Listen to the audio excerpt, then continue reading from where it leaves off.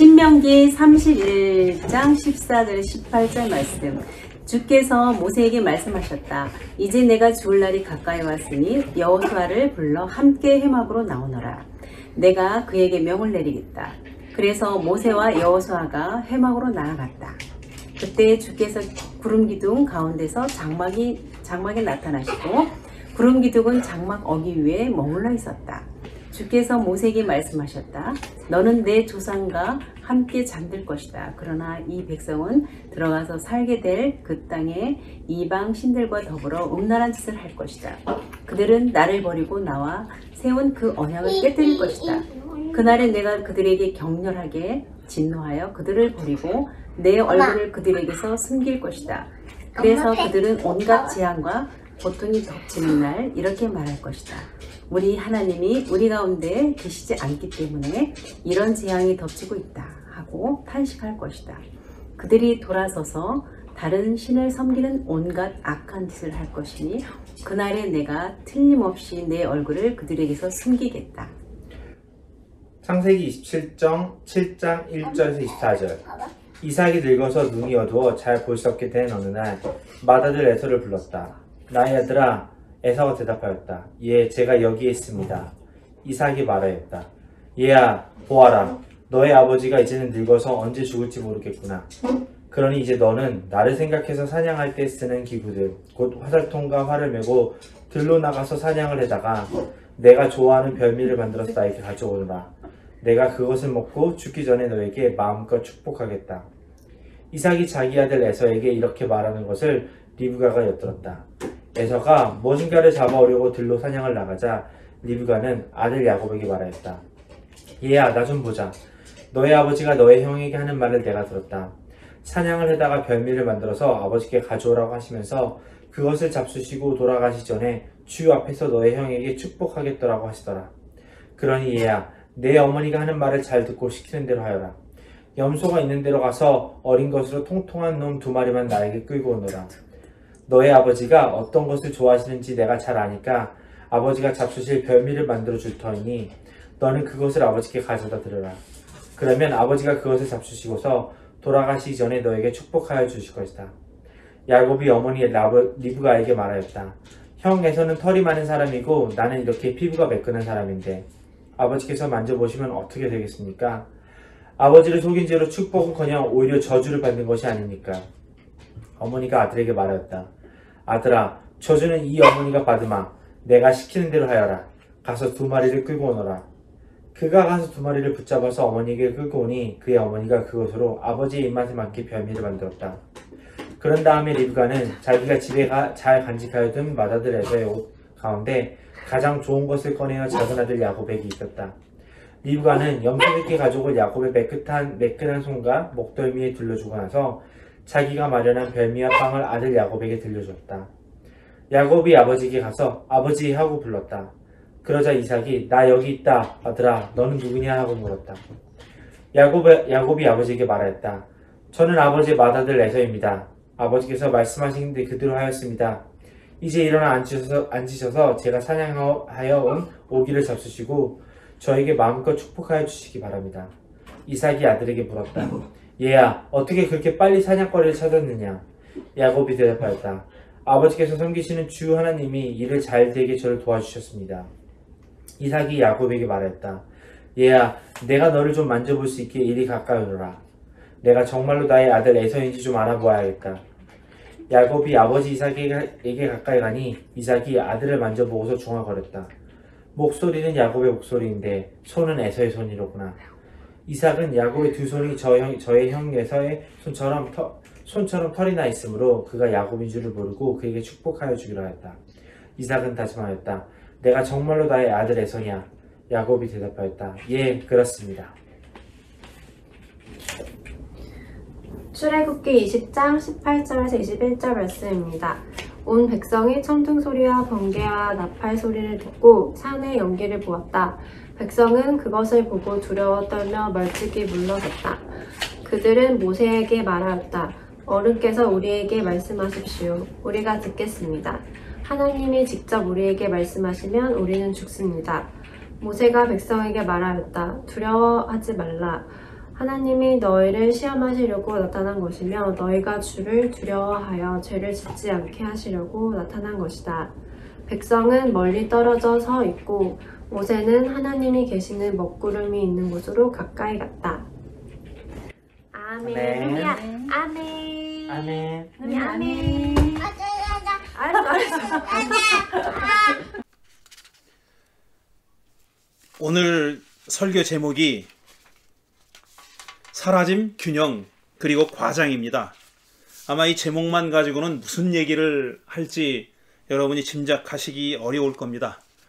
오늘은 구약 성서를 좀 뭐라 그러 할까요? 이 구약 성서의 전체 흐름, 전체적인 어떤 경향성에 대한 얘기를 좀 해보려고 합니다.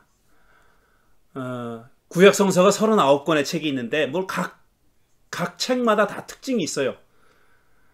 그 특징을 따로따로 다 얘기할 수도 있지만 그 전체를 아우르는 어떤 경향, 흐름이 있습니다. 그 흐름에 대한 얘기를 하려고 하는데 그 흐름을 보여주는 주제어가 바로 지금 설교 제목으로 꼽았던 바로 그 내용입니다. 사라짐, 균형, 그리고 과장, 이 세 가지 주제어를 가지고 말씀드리려고 합니다.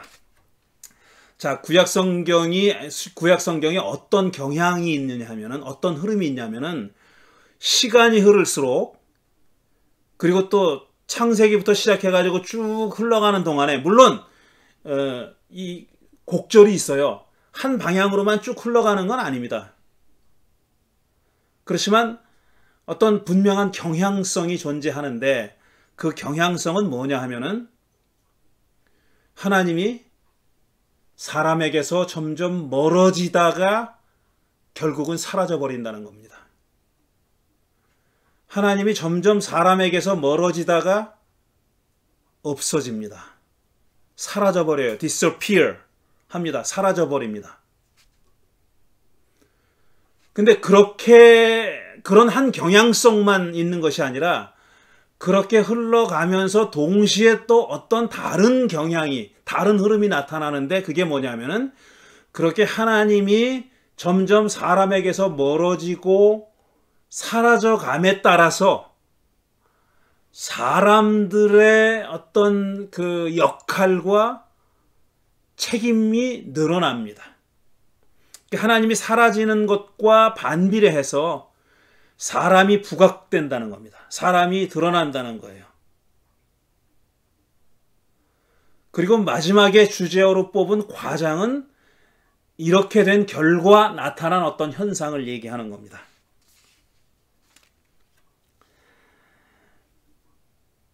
이 창세기를 보면, 창세기 1장을 먼저 보면은 어떤 내용이 나옵니까? 하나님이 엿새 만에 이 온 세상을 창조하는 얘기가 나오잖아요. 그리고 엿새째 되는 날 하나님이 사람을 창조하십니다. 어떻게 창조하시냐면은 하나님의 모습과 형상대로 창조하셔요. 하나님의 모습과 형상대로 창조하셨다는 얘기는 하나님과 굉장히 친밀하다는 얘기입니다. 하나님을 닮았다는 얘기고, 이건 친밀하다 못해 닮았다고 얘기하는 거예요. 하나님과 사람 사이에 거리감이 거의 없다는 뜻입니다. 하나님의 형상대로, 하나님의 모습대로 사람을 창조하셨다는 그 말에는 그런 뜻이 들어있는 거예요. 그리고 나서 하나님이 그렇게 창조된, 당신의 형상대로 창조한 사람들에게 어떤 명령을 내리시냐 하면은 생육하고 번성하고 땅에 충만하라 그래요. 그리고 땅을 정복하라 그래요. 바다의 고기와 공중의 새와 땅 위에 살아 움직이는 모든 생물을 다스려라 라고 명령하십니다. 이건 하나님이 사람들에게 내리신 명령이에요. 사람은 하나님의 형상과 모습대로 창조된 그 사람은, 그렇게 하나님과 거리감이 거의 없이 친밀하게 창조된 사람은 명령을 받는 존재입니다. 명령은 하나님이 사람에게 일방적으로 내리는 것이고, 사람은 하나님으로부터 그 일방적으로 명령을 받는 존재인 겁니다. 그러니까 굉장히 친밀하긴 하지만 사람들은 하나님과 어떤 비슷한 동일한 어떤 그 위치에 서 있는 게 아니죠. 일방적으로 명령을 받는 존재인 것입니다. 창세기를 한 장 넘어가면은 이제 에덴 동산 얘기가 나옵니다. 하나님이 사람을 창조하신 또 다른 스토리가 나오고 먼지를 빚어가지고 형상을 만들어서 코에다가 숨을 불어넣어서 아담을 만드시고 그 다음에 그 아담이 혼자 있는 것이 안쓰러워서 깊이 잠들게 하셔서 갈빗대를 하나 취해가지고 하와를 만들어요. 전혀 1장에 나오는 얘기랑은 다른 창조의 얘기가 나옵니다. 또 하나님께서 그 먼지로 사람을 빚어가지고 코에다가 숨을 불어넣어서 만들었다. 이거 얼마나 친밀한 얘기입니까? 얼마나 가까운 얘기예요. 둘 사이의 간격이 거의 느껴지지 않은 그런 얘기입니다. 물론 사람을 구성하고 있는 물질이 먼지, 흙이라는 점에서는 하나님과 다르지만 하나님이 그 코에다가 생기를 불어넣었다고 할 정도로 그렇게 친밀하고 가까운 존재로 창조된 겁니다. 그리고 그렇게 창조된 아담과 하와를 에덴 동산에 둡니다. 그리고 에덴 동산에 있는 모든 나무의 열매를 다 먹어도 좋다고 허락하셨어요. 그런데 단 하나의 열매만은 금지하죠. 선악과만은 따먹지 말라고 합니다. 그리고 그렇게 되면 어떤 결과가 빚어지느냐 하면은 그날 너희들은 죽는다 그랬어요. 근데 여기서도 하나님이 선악과를 따먹지 말라는 명령을 주셨어요. 그건 1장에 나와 있는 생육하고 번성하라는 그 땅을 충만하라, 땅을 지배하라, 모든 생물들을 지배하라는 것과 똑같은 명령이에요. 근데 1장에 나오는 명령은 긍정적인 명령이고 2장에 나오는 명령은 부정적인 명령이라는 것만 다릅니다. 하나님은 선악과를 따먹지 말라고, do not 하라고, 따먹지 말라고 명령하셨어요. 하지만 똑같은 명령이 주어진 겁니다. 그런데 참 주목할 만한 내용은 뭐냐면 도대체 왜 따먹지 말라는지 얘기가 없는 거예요. 하나님은 사람들에게 선악과를 따먹지 말라고 명령하셨지만 왜 그래서는 안 되는지, 왜 그 명령을 지켜야 하는지에 대해서는 설명하지 않습니다. 오히려 그 설명은 누구에게서 듣느냐 하면 뱀에게서 들어요. 왜 하나님이 너희들더러 그 선악과를 따먹지 말라고 했냐면 그걸 먹으면은 눈이 밝아져서 하나님처럼 될 것이니까, 하나님이 그걸 원치 않으니까 따먹지 말라고 그랬다고 뱀이 설명을 합니다. 하나님이 선악과를 따먹지 말라는 명령을 주셨을 때는 사람들은 왜 그 명령이 주어졌는지를 몰라요. 왜? 하나님이 설명 안 하니까. 자, 에덴 동산에서의 아담과 하와는 하나님과 굉장히 친밀했던 것으로 보입니다. 이렇게 대화하는 것뿐 아니라 또 나중에 이 아담과 하와가 선악과를 따먹고 자기가 벗은 몸인 것을 알고 숨잖아요. 근데 저녁 서늘할 때 하나님이 에덴 동산에 나타나서 거니셨다 그랬어요. 산책을 했다는 겁니다. 하나님이 에덴 동산을 산책하셨다는 거예요. 그런데 아담과 하와가 안 보이는 거예요. 그러니까 아담아 너 어디 있느냐 하고 부르죠. 아담과 하와를 찾아요. 그 얘기는 뭐냐면은 평소에는 하나님이 아담과 하와와 함께 산책을 하셨다는 것을 전제하고 있는 거죠. 그러니까 제가 하고 싶은 얘기는 뭐냐면은 에덴 동산에서 아담과 하와와 하나님은 이렇게 친밀한 관계였다는 겁니다. 아주 가까운 관계였다는 거예요. 같이 산책을 할 정도로 가까운 관계. 하지만 위치로 봐서는, 하나님과 사람의 위치로 봐서는 사람은 절대로 하나님과 어떤 동반자라고 부를 수 있는 위치에 있지 않습니다. 일방적으로 명령을 받는 관계고 그 명령을 행해야 하는 그런 존재인 겁니다.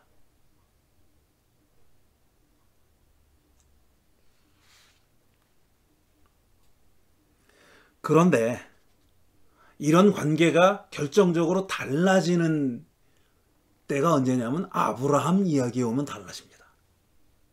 아브라함 이야기에 오잖아요. 그럼 하나님과 사람과의 이 위치, 위상, 관계의 위상, 이게 많이 달라집니다. 아브라함에게 하나님은 또 사람의 모습으로 나타나셨어요. 그러니까 소돔성에서 어떤 일이 벌어지느냐를 보러 하나님이 두 천사를 데리고 가지 않습니까? 그러다가 그 중간에 아브라함 집에 머뭅니다.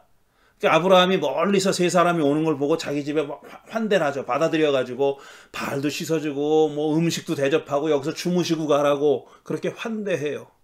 환대하는 장면이 나오고, 그러다가 거기서 머물던 그렇게 대접을 잘 받으신 하나님과 두 천사는, 그 천사의 일행은, 그러니까 하나님이 좀 있다가 내가 어떻게 아브라함에게 내가 지금 하려고 하는 일을 숨길 수가 있겠나, 그리고 그 얘기를 합니다. 지금 소돔성을 보러 간다.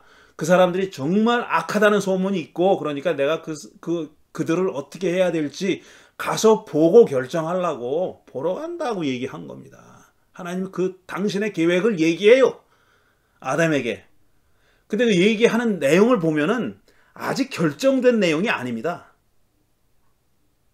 말하자면 소돔 사람들이 그렇게 악하다는 얘기를 내가 들었는데 내 눈으로 직접 보겠다. 보러 간다고 얘기한 거예요.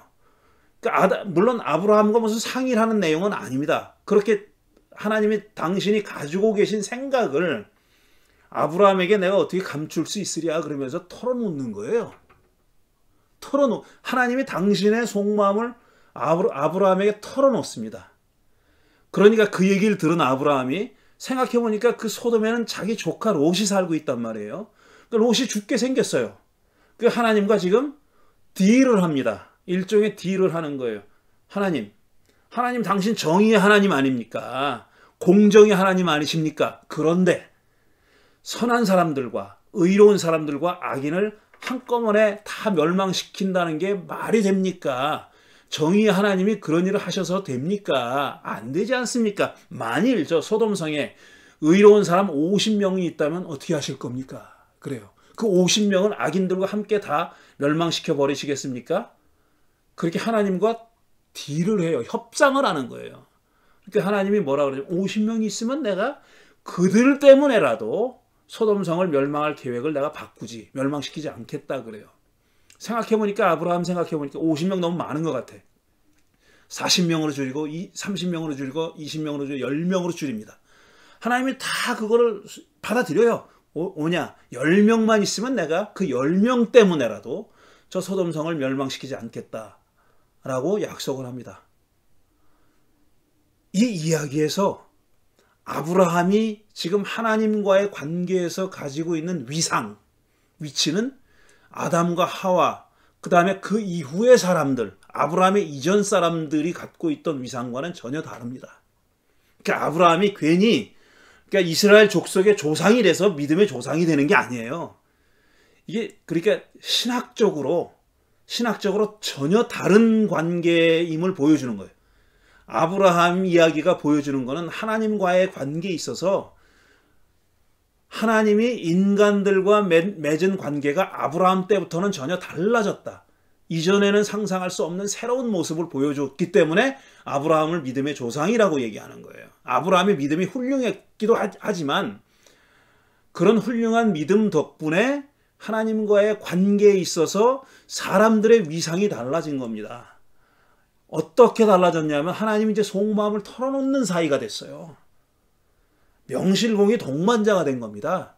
하나님이 당신의 속마음을 털어놓고 게다가 또 사람 입장에서 보면 하나님과 같이 협상을 할 수 있는 자리에까지 이른 겁니다. 만일 의인이 10명만 있으면 어떻게 하실 겁니까? 하고 아브라함이 제안을 했단 말이에요. 아브라함이 제안을 했어요. 그런 자리가 된 겁니다. 그렇게 달라졌던 거예요. 그 다음에 또 아브라함의 손자인 야곱 때 이르러서 보면 창세기 32장 보면 그 야곱은 하나님과 허리춤을 받잡고 씨름을 했던 사람이에요. 밤새도록 씨름을 했습니다. 하나님과 대등한 관계에서 지금 겨루는 사람이에요. 대등한 관계에서 겨뤘을 뿐 아니라 결론이 어떻게 났습니까? 하나님이 야곱을 도저히 이길 수 없다는 것을 알고 반칙을 범했어요. 허리뼈를 쳐가지고 환도뼈를 펴서 이렇게 엉치를 쳐가지고 그를 무릎 꿇게 만들었어요. 그게 반칙입니다. 그렇게 하면 안 되는데 반칙을 했어요. 그리고 나서 묻죠. 네 이름이 뭐냐? 야곱입니다. 그랬더니 너 다시는 이제 야곱이라고 부르지 말고 이스라엘이라고 부를 것이다 그랬어요. 근데 이스라엘이라는 이름의 뜻이 뭡니까? 하나님과 겨루어서 이긴 사람이라는 뜻이에요. 하나님과 맞먹는 사이가 된 거예요. 그러니까 하나님과의 관계에 있어서 사람의 위치가 말로 표현할 수 없이 상승한 겁니다. 굉장히 상승한 거예요. 점점 이런 경향성이 구약 성서에 나타난다는 겁니다. 자, 모세 오경을 보면은 창세기, 출애굽기, 레위기, 민수기, 신명기, 모세 오경은 구약 성서 전체의 축소판이라고 말할 수 있습니다. 그러니까 구약 성서 전체를 다 읽기 힘들면은 쉽게 말하면은 모세 오경만 읽어도 구약 성서 전체의 흐름을 알 수 있다는 겁니다. 물론 모세 오경이 쓰여지고 나서 벌어진 역사에 대해서는 오경이 안 나타나요. 그런데 오경이 지금 구약 성서의 축소판이라고 말할 때 그 뜻은 뭐냐면은 구약 성서 전체의 흐름이 오경 안에 축소돼서 표현되고 묘사되어 있다 이런 뜻입니다. 오경 안에 전체 구약 성서의 신학적인 흐름이 경향성이 거기 표현되어 있다는 얘기입니다. 야곱이 그렇게 하나님과 겨룰 정도의 그런 위치에 올라섰다고 구약 성서가 얘기하고 있는 겁니다. 그 다음에 누구 얘기를 요셉 얘기를 해볼까요? 요셉 얘기에 보면은 요셉이 참 놀랍게도 자 아브라함에게는 사람의 모습을 하고 나타났잖아요. 그래가지고 자기 속마음을 털어놓고 아브라함을 상대로 해가지고 협상을 벌입니다. 야곱 때는 또 어떻게 했냐면 야곱과 허리춤을 붙잡고 씨름을 해요. 그 정도로 친밀하고 가깝고 뭐 이런 관계입니다. 그런데 요셉 이야기에 이르르면은요, 요셉에게는 하나님이 한 번도 나타나지 않아요. 요셉 이야기에는 하나님이 부재합니다. 요셉이 하나님에 대한 신앙을 고백하는 장면이 있어요. 그런데 아브라함에게 그랬듯이 이삭과 야곱에게 그랬듯이 하나님이 직접 나타나서 무슨 말을 한다든가 아니면 아브라함에게처럼 자신의 속마음을 털어놓는다든가 협상을 한다든가 씨름을 한다 이런 얘기가 전혀 없어요. 하나님은 완전히 무대 뒤로 위트릿해버립니다. 물러나 있어요. 하나님은 요셉의 형들이 요셉을 시기해가지고 그를 죽이려고 했잖아요. 그때도 침묵해요. 사실 요셉을 통해 가지고 계속 대가 이어지잖아요. 그런데 그렇게 약속의 후손입니다. 그야말로 아브라함의 약속을 이어갈 후손이 요셉인데 요셉이 그렇게 위기에 처했고 죽을 위기에 심지어는 그것도 형제들에 의해서 형들에 의해서 죽을 위기에 놓여 있는데도 하나님은 나타나지 않아요. 만류하지도 않고 죽이려고 했던 형들을 벌하지도 않아요. 결국은 죽이진 못하고 팔아먹잖아요. 하나님이 계속 침묵합니다. 그래서 감옥에 갇히죠. 어떻게 감옥에 갇힙니까? 보디발의 아내가 누명을 씌워가지고 그 감옥에 갇힙니다. 잘 나갈 뻔하다가 그렇게 급전직하하는 겁니다. 구덩이에 또 빠져요. 죽을 위치에 놓입니다. 그런데도 하나님은 끝내 침묵합니다. 하나님이 사라졌습니다. 하나님이 점점 사람들에게서 멀어지고 하나님이 점점 사람들에게서 사라져가는 겁니다. 모세 이야기를 또 해볼까요? 기니까 얘기 못하겠는데 어쨌든 모세에게 하나님이 나타나시잖아요. 근데 모세가 하나님을 경험한 것은 굉장히 개인적인 경험입니다. 하나님이 모세와 백성들이 다 있는 데서 나타나신 게 아니라 처음에 모세가 어떤 불타는 떨기나무를 보고 궁금해가지고 호기심이 생겨서 보러 갔잖아요. 그건 모세 혼자 있을 때 일어난 일이에요. 모세 혼자 있을 때 하나님이 모세에게 사명을 줍니다. 내 백성을 끌고 나와라. 에집트에서 해방시켜라. 모세 혼자에게 개인적으로 나타나는 거예요. 그리고 나서 당신의 능력을 모세에게 전적으로 이전시켜줍니다. 그러니까 모세가 하나님을 대신해서 말하고 행동할 수 있도록 해주시는 거예요. 그럼 하나님은 어디 있냐? 무대 뒤편에 또 숨어 계시는 거예요. 직접 나타나지 않아요. 모세가 에집트에서 일으켰던 10가지 재앙, 그 전부 다 모세가 일으킨 걸로 되어 있습니다. 그 광경을 본 사람들은 그 다 모세가 일으킨 거예요. 그 누구도 하나님이 일으켰다고 생각하지 않아요. 모세가 일으킨 겁니다. 모세의 지팡이가 일으킨 거라고요. 하나님은 전면에 나서지 않아요. 홍해가 갈라졌을 때도 모세가 지팡이로 가는 겁니다. 하나님이 등장하셔가지고 하나님이 직접 그 일을 행하신 게 아니에요. 어떻게 보면 하나님은 이때도 그 수많은 기적이 일어났을 때도 무대 뒤편에 숨어 계셨던 겁니다. 그러다가 시내산에 왔잖아요.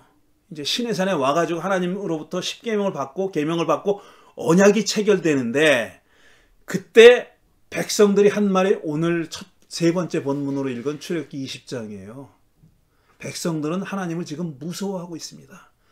하나님의 모습을 보는 것이 무서운 정도가 아니라 하나님의 말을 듣는 것조차도 무서워해요. 그래서 우리 무서워서 하나님으로부터 직접 말씀을 못 듣겠습니다. 그러니까 어르신께서, 모세입니다. 어르신께서 듣고 그렇게 들은 말씀을 우리에게 전해 주십시오. 우리 하나님의 말씀 직접 들었다간 죽습니다. 그래요. 방금 읽었지 않습니까? 죽습니다. 우리 그 말씀 직접 들으면 죽습니다. 그래요. 이게 하나님으로부터 얼마나 멀리 떨어져 있냐는 거예요. 하나님의 백성으로부터 얼마나 멀리 떨어져 있고, 또 백성들이 하나님을 얼마나 두려워하고 멀리 떨어져 있냐 하는 겁니다. 에덴 동산에서 하나님이 아담과 하와와 더불어서 산책하는 광경과 비교해 보세요. 이거는 정말 천양지차입니다. 이스라엘 백성들은, 하나님의 약속의 백성들은 지금 하나님으로부터 음성 듣는 게 무서워서 그 들으면 우리 죽습니다 라고 얘기하는 거예요.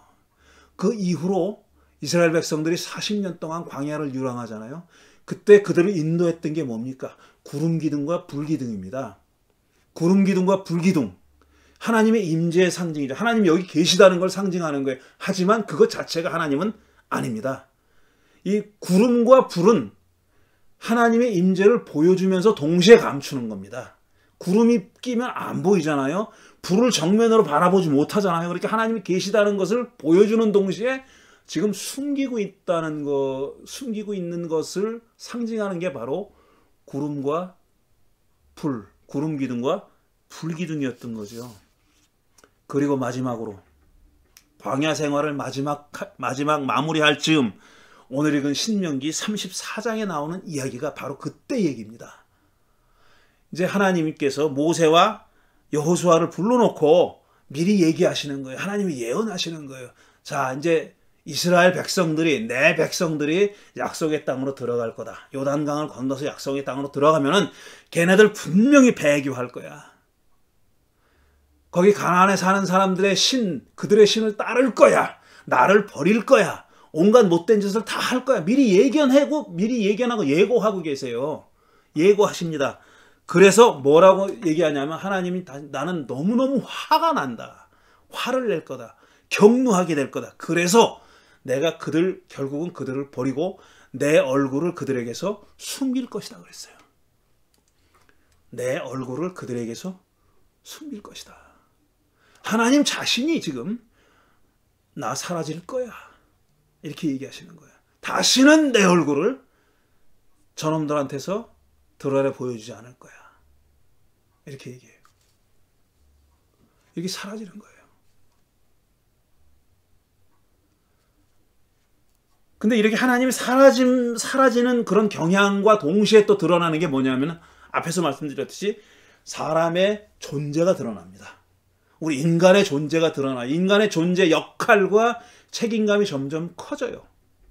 그래서 창세기 1장과 에덴 동산에서는 명령을 받기만 하는 그런 수동적인 존재였던 사람들이 생육하고 번성해라라는 명령을 받았고, 저 선악과는 절대로 따먹지 말아라는 명령을 받았어요. 왜 그래야 되는지도 모르고 명령을 받는 그런 위치에 머물렀던 사람들이 아브라함에 와서는 어떻게 됩니까?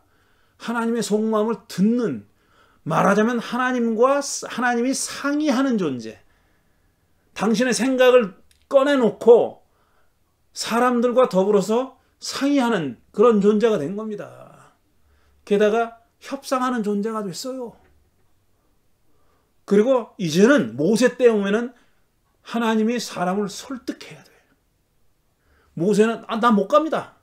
나 거기서 사람 죽이고 도망왔는데 내가 어떻게 갑니까? 에집트 어떻게 돌아갑니까? 온갖 핑계를 다 댑니다. 저는 이 혀가 굳어가지고 말도 잘 못하는 놈에 딴 사람 보내십시오. 막 이렇게 막 그러니까 뭐라 그러면 앙탈을 부리잖아요. 속된 말로 앙탈을 부리 안 가려고 정말 앙탈을 부리는데 하나님이 두들겨 패가지고 그를 보내지 않아요. 온갖 말로 설득을 합니다.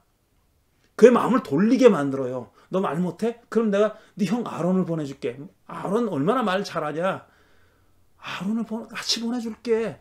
온갖 말로다가 모세를 설득해가지고 결국은 그를 자기의 의사로 가게 그렇게 만들어요. 사람들의 위치와 역할이 점점 커지는 거예요. 그러다가 마지막에 읽은 신명기 34장이면 결국 하나님이 자신의 얼굴을 감추겠다고 말씀하시잖아요. 그때 든 이유가 뭐냐면은 저들이 악하기 때문에 그렇게 얘기해요. 이게 성경이 하나님이 점점 사라지게 된 이유라고 얘기합니다. 구약성서는 하나님이 왜 점점 자신의 모습을 감추고 역사의 무대에서 사라졌냐 하면은 사람들이 악하기 때문에 말하자면 꼴도 보기 싫어서 그 악한 꼴을 보고 나의 분노를 참을 수가 없기 때문에 내가 내 얼굴을 가리겠다고 얘기하는 겁니다. 그 말에 들어있는 그 말씀에 들어있는 그 내용은 뭐냐면은 니들끼리 어떻게 살다가 죽든지 살든지 마음대로 해라. 죽을 쓰든지 밥을 만들든지 마음대로 해라. 이런 말이 들어있는 거예요. 나는 정말 이젠 너무 힘들어서 너무 화가 나가지고 견딜 수가 없어서 너희들에게서 내 얼굴을 가리겠어. 이게 성경이 드러내놓고 표면에서 하나님이 점점 사라지게 된 이유라고 들고 있는 겁니다. 그런데 그 성경이 이면에서 그 밑바닥에서 지금 또 도도히 흐르고 있는 다른 흐름은 뭐냐 하면은 드러내놓고 말하고 있지는 않지만 그 밑바닥에 있는 얘기는 제가 지금 말씀드린 내용이에요. 하나님이 당신이 마치 어린 아이를 키우는 부모가 했던 것처럼 시시콜콜 모든 것을 다 나서서 참견하고 개입하고 끼어들고 지시하고 인도하고 명령하고 막 그렇게 하던 것들을 점점 애가 자라면서 손을 놓는 거예요. 하나하나 그 자라나는 아이에게 자유권을 주는 거예요. 네가 해봐라. 이젠 너도 이건 할 수 있어. 해봐라. 그러고 자유권을 주는 거예요. 계속. 그러다가 어느 지경까지 이르렀냐면은 그렇게 준 자율권을 가지고 사람들이 하나님과 맞먹을 정도의 위치까지 간 겁니다. 구약성서가 분명히 인식하고 있는 건 그 사실이에요.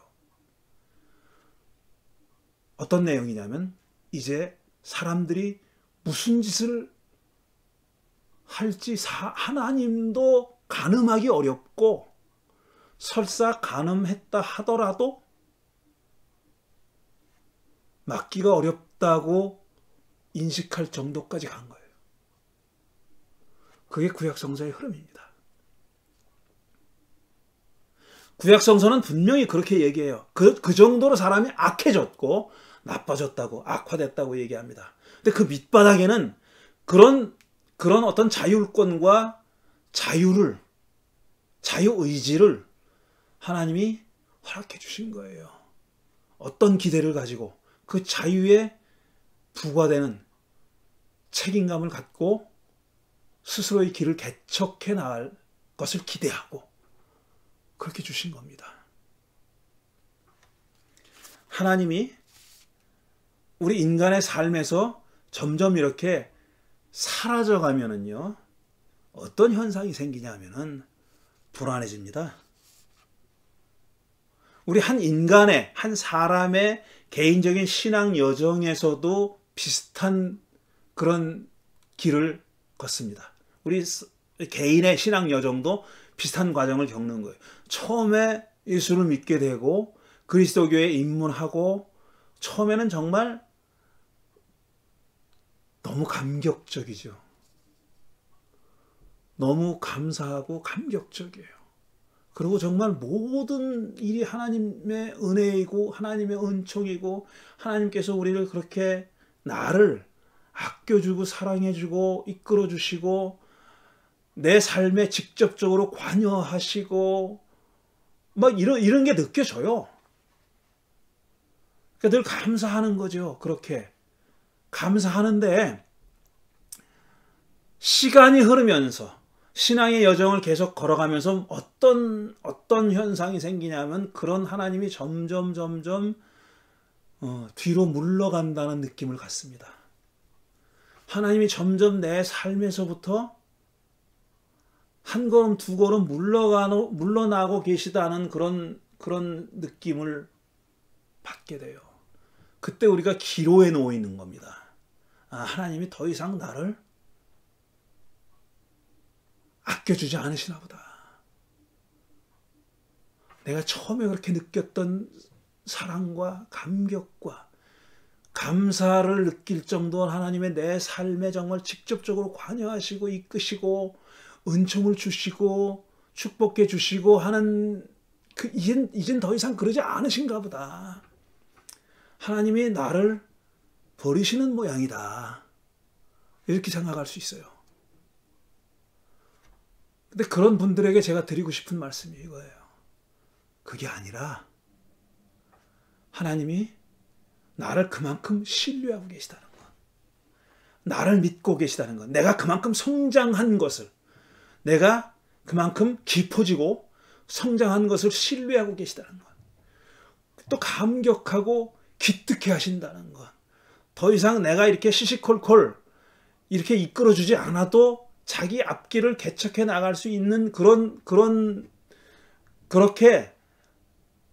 삶이 여물어지고 있고 연그러지고 있고 깊어지고 있다는 것을 하나님이 신뢰하고 계시는 겁니다.